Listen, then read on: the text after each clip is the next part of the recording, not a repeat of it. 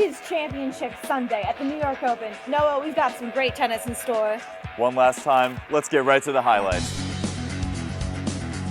Starting off Championship Sunday was Karishi and Inglot versus Opelka and Johnson. Karishi and Inglot were looking for that 1-2 punch as they took the first set 7-6. Karishi and Inglot wanted to play a big serve, high first serve percentage, followed by volleys, attacking the Americans who were looking for quick points as they are predominantly singles players. The sets came down to tiebreakers, and the experience of Karishi and Inglot pulled them through to win their first ATP title together 7-6, 7-6. They are the New York Open champions. In the singles final, Kyle Edmund taking on Andreas Seppi.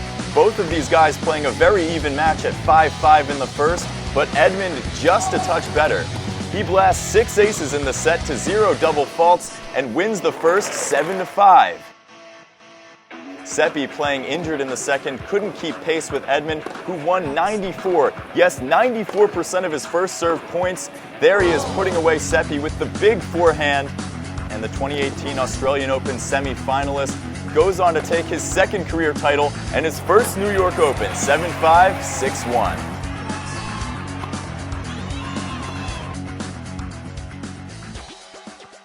We've had a lot of great tennis around the grounds at the New York Open this year, but in the exhibition hall at the Nassau Coliseum, we have pickleball. This is the story of the guys who put it all together.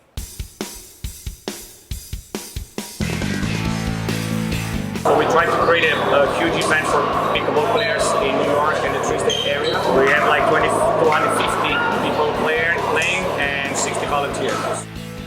People can see us. And we got like a lot of people from tennis that watch tennis in between the matches. They're coming in and enjoying the pickleball matches. It's an easy sport to pick up. You don't have to have practice skills or to be super fit. So it's for all the ages, all the levels. It's a smaller court.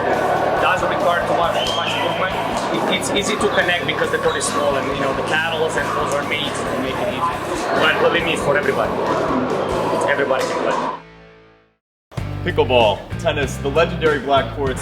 This is the man behind it all. Peter Lebedevs, thanks for joining us. You're welcome. Thank you. And of course, you've done so much work over this tournament. Been here hours and hours and hours. What is a day in the life like of Peter during the New York Open?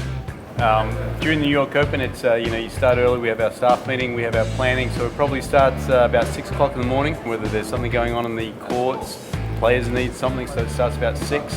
Then the matches go all through the day, and during the day, it's just hot topics that are coming up from anything that can happen. And then at the end of the night, you got to do a recap and get ready for the next day. In a sense, you're just like the mom of the tournament, wouldn't you say? Well, I have a lot of good mums around me, so that's the key. You have the right people. We've got a tremendous staff who are dedicated and do everything for us and make the event what it is. How many hours are you putting in a day on site here?